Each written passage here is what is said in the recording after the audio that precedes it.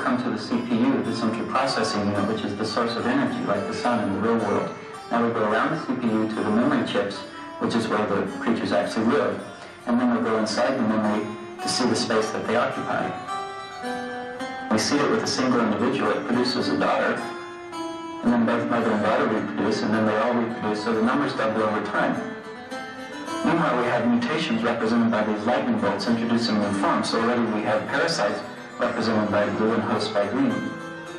But now that the memory's full, the reaper comes in, represented by the skull, causing death, and we begin to get the turnover of generations. And the composition of the community changes over time through evolution. We're getting the beginning of the evolution of an ecology through the interactions of the hosts and parasites and the new forms that they take on. Here's another way of representing the evolution of the computer memory. In this display, the memory is mapped spatially in many bars. Each bar represents a row of bytes in the memory, and we have the individual creatures mapped onto that space as little colored bars. We see them appearing and disappearing as they're born and as they die. And the different colors represent the different forms. The green are the hosts, the blue are the parasites, and the red are the hyperparasites. And we can see the populations turning over through time.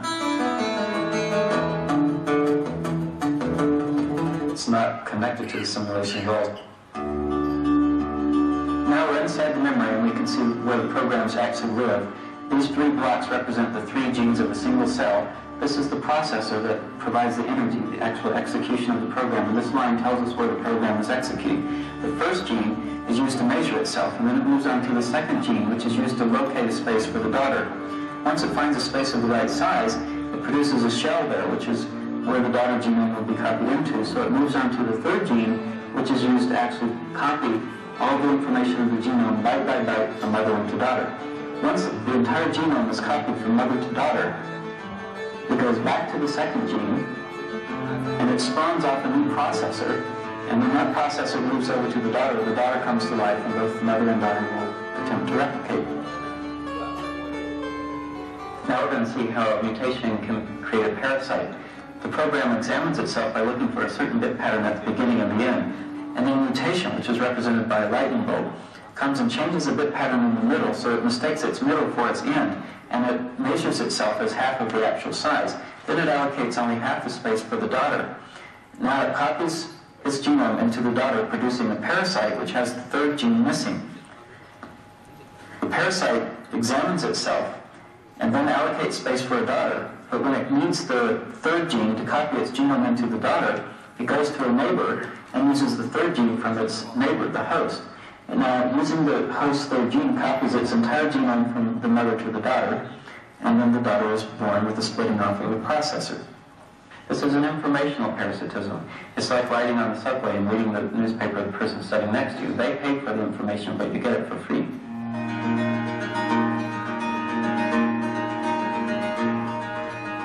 Now we're going to see a new type of ecological interaction appear in which a host discovers a way of stealing the CPU from the parasite. In this case, the parasite becomes like an insect going to a pitcher plant expecting to get a nectar meal but getting eaten instead. So the parasite has sent its CPU over to the neighbor using the third gene to replicate its genome from mother to daughter.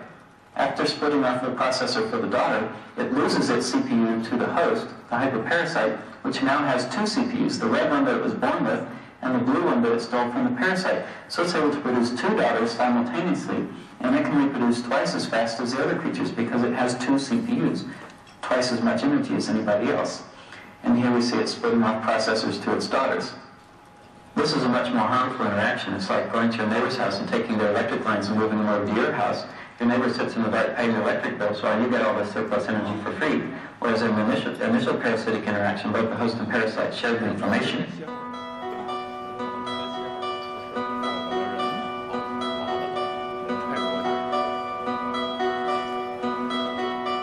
We have a whole ecological community here with all sorts of different types of creatures living together, like in a forest or like in the aquarium. Different forms living together in a community.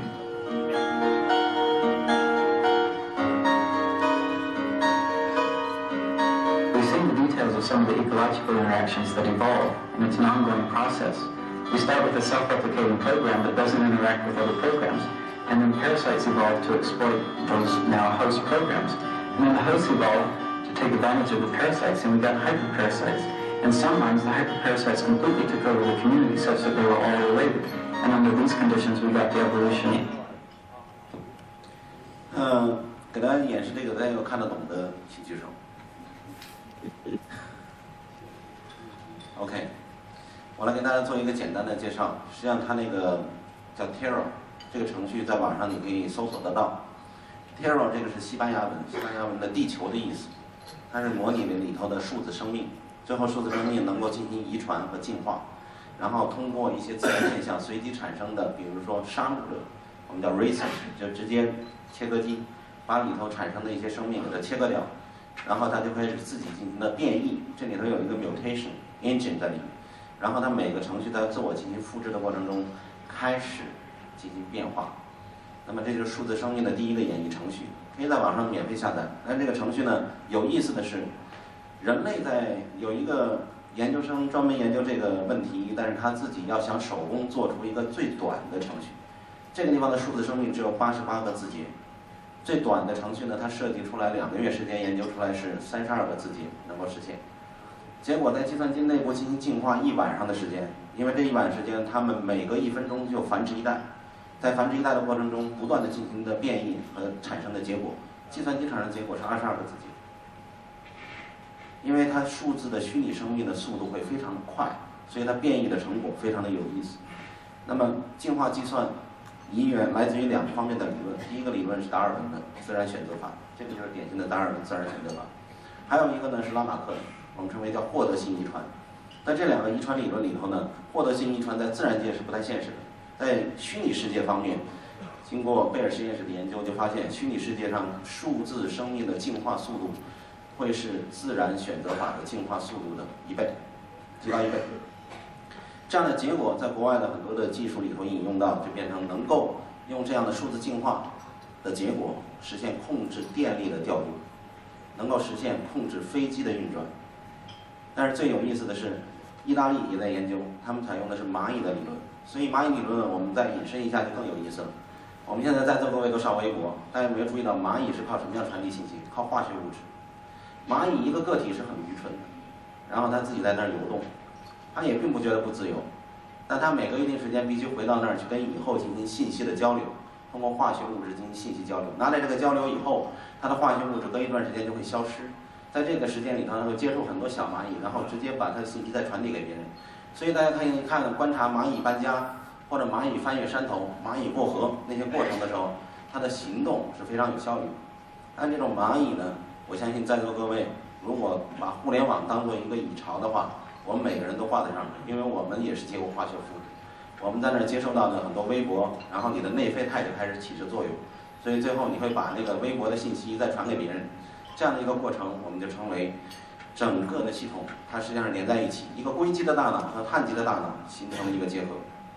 所以真正的云计算呢，实际上应该是数据应用网络和计算机相等的时候，再加上进化计算的理论能够引用到实际。